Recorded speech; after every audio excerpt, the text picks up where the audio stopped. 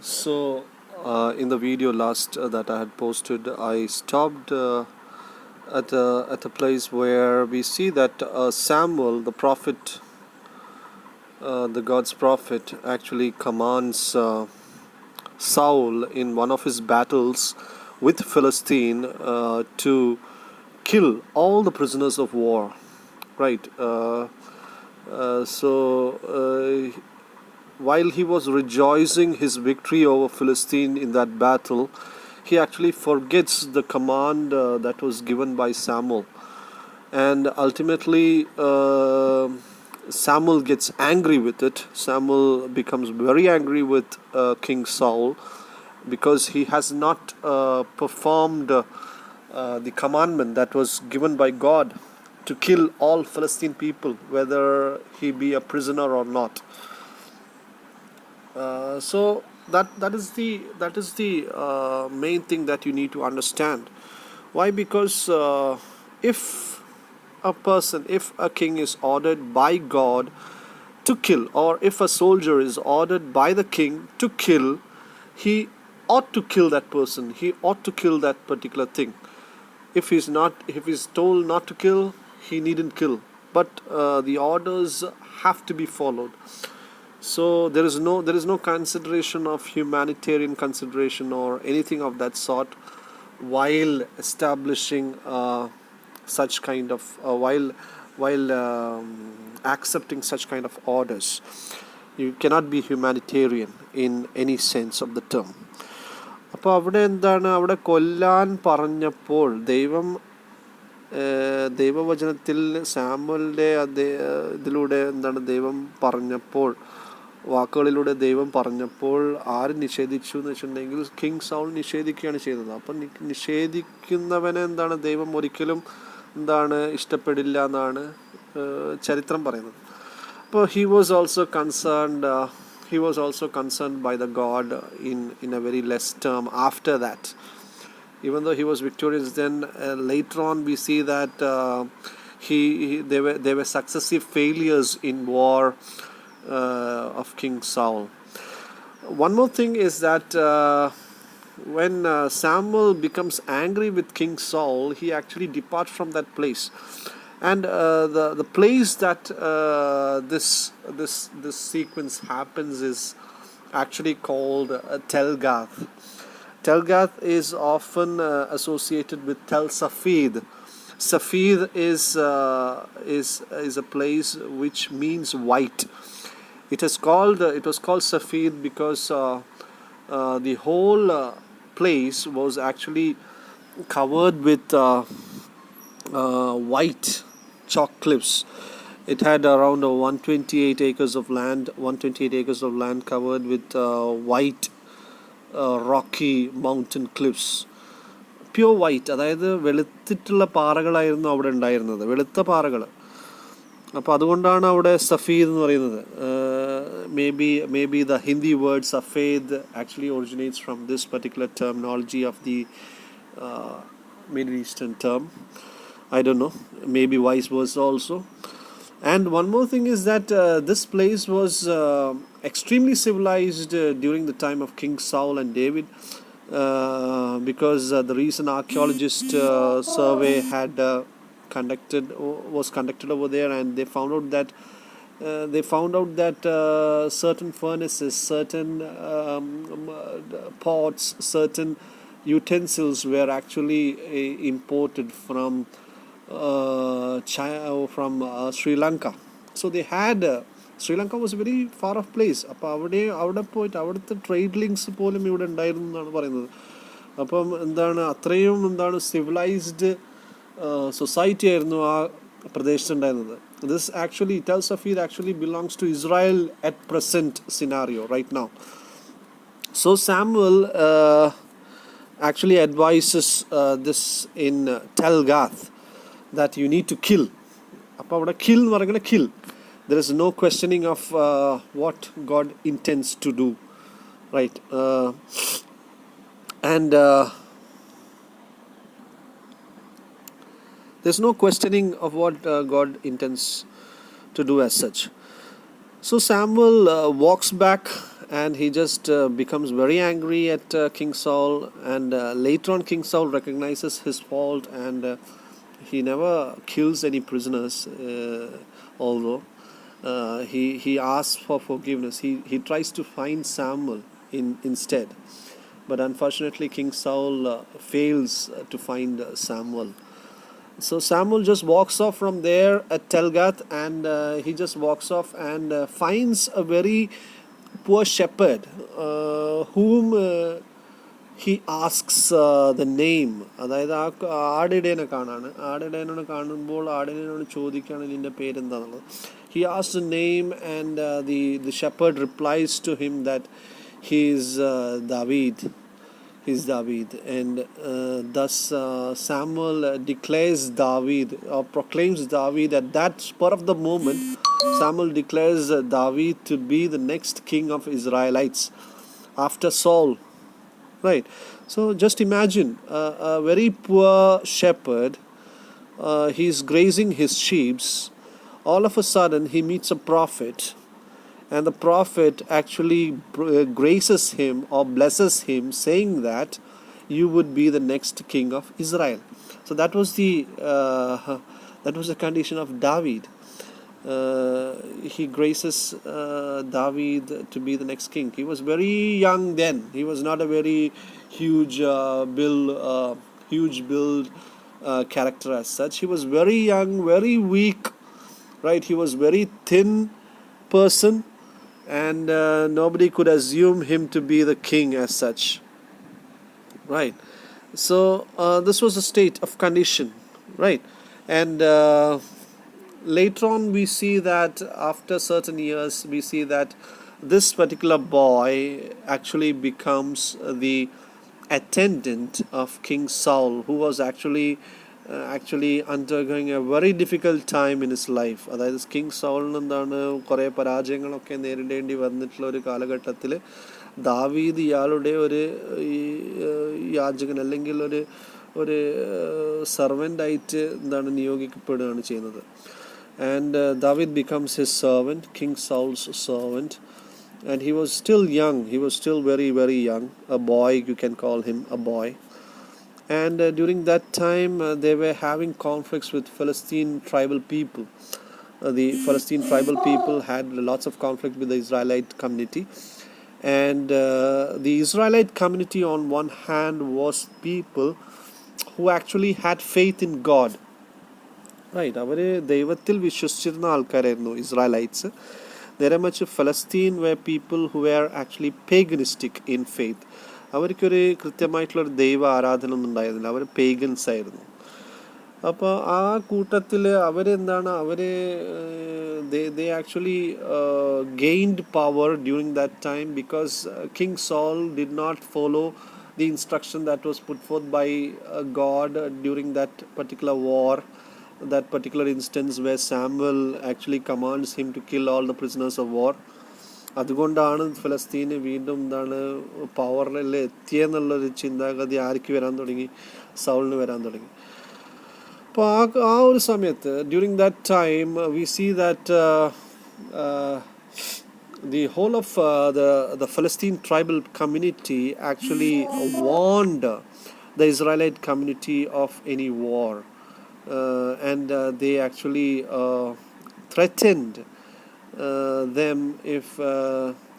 them like if they could end the war within days if they could beat the strongest person from their part.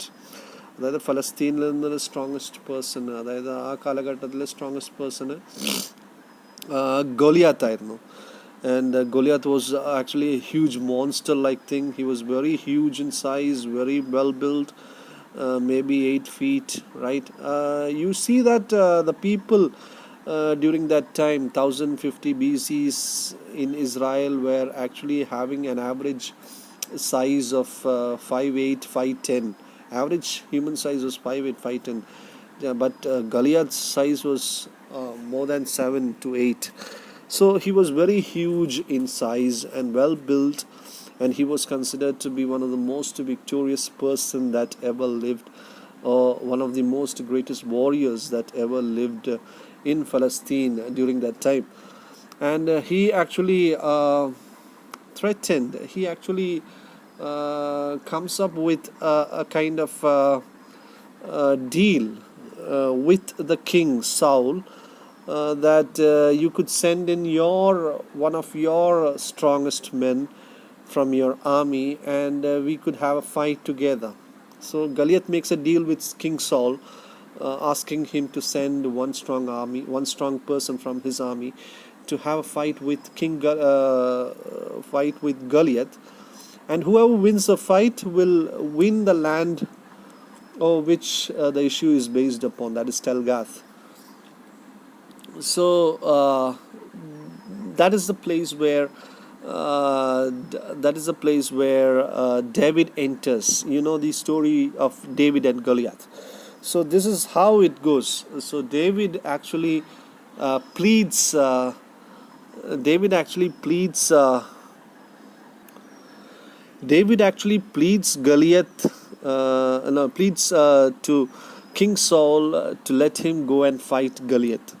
But King Saul at first rejects his offer, request, and later on he doesn't find any guys, any person from his army to compete with that giant, and ultimately David goes along with his own risks to fight against Goliath. The one thing that you should note is.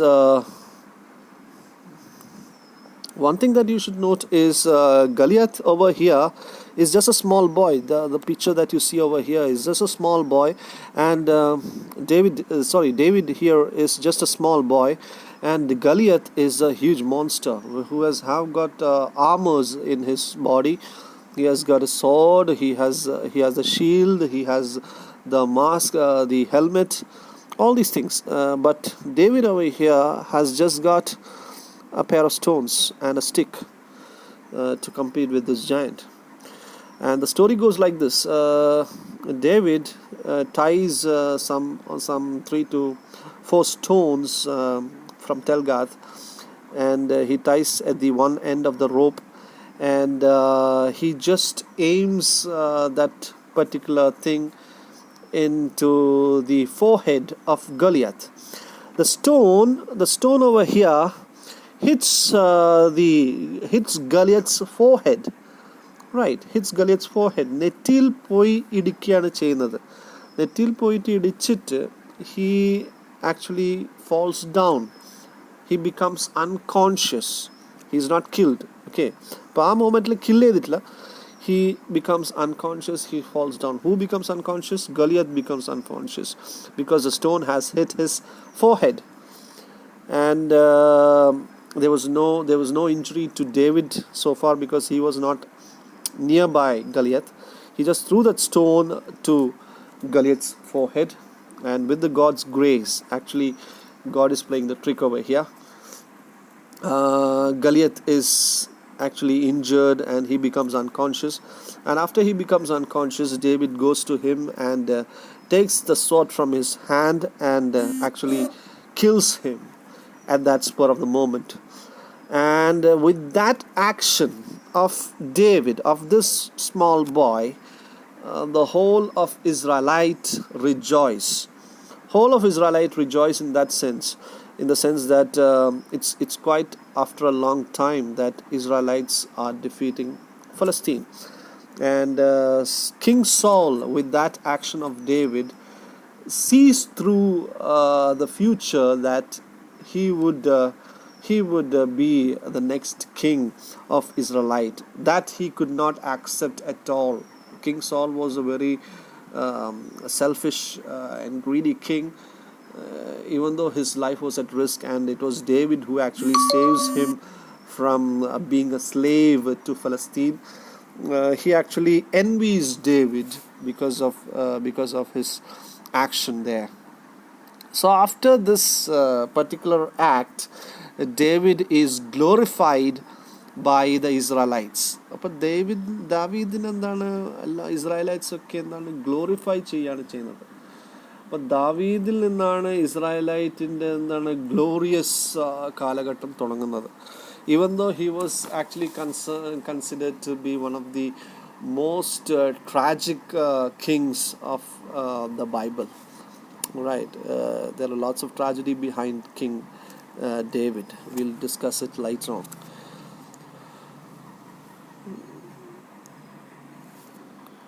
So after defeating Goliath, he was having a celebration. King Saul and his family members, along with David, was having celebration at his palace. And during that celebration, King Saul enviously asks David if he could do an offer for him. If he has succeeded in doing that offer, he would promise him the daughter's hand, his daughter's hand. അപ്പോൾ king സോളിൻ്റെ ഇളയ മകൾ മീഖാലിൻ്റെ കൈകൾ എന്താണ് ദാവീദിനെ ഏൽപ്പിക്കാൻ പറ്റുന്നത്. Michal is not actually glorified as very beautiful lady in the Middle Eastern literature, but still she was concerned beautiful. She was quite a beautiful lady. Entrancing beauty എന്നാണ് പറഞ്ഞപ്പെടുന്നത്. ഇപ്പോൾ entrancing beauty ഉള്ള ഒരു പെണ്ണായിരുന്നു Michal, the youngest daughter of King Saul. King Saul had two sons also, and Jonathan and Ishbosh. Jonathan was actually almost maybe somewhat elder to David, who happened to be killed in a war. So David was asked by the king to come and give him around 100 Philistine people dead. So he was asked by the king to offer him 100 bodies of Philistine. That means 100 people who were slainly killed, who were actually killed for no reason. So King David, what he did was he goes to Philistine tribe, and with God's help he actually kills 200 people, not 100 people but 200 people, and offers the mementos and plates of these Philistine people to along with their eyes, he just plucks off their eyes, and he gives the eyes of these Philistine people whom he had slain. That's 200 people with no reason. Just the king ordered him to do so in order to be married to that girl. So just see how cruel was King David in one point of the term. So King David does that, and with that act again, King Saul recognizes that he's not just an ordinary man. He's quite brave man, and he is going to achieve whatever is asked of him to achieve. And ultimately we see that King David actually marries the youngest daughter of King Saul, and ultimately gets his part into the royal family of Israel.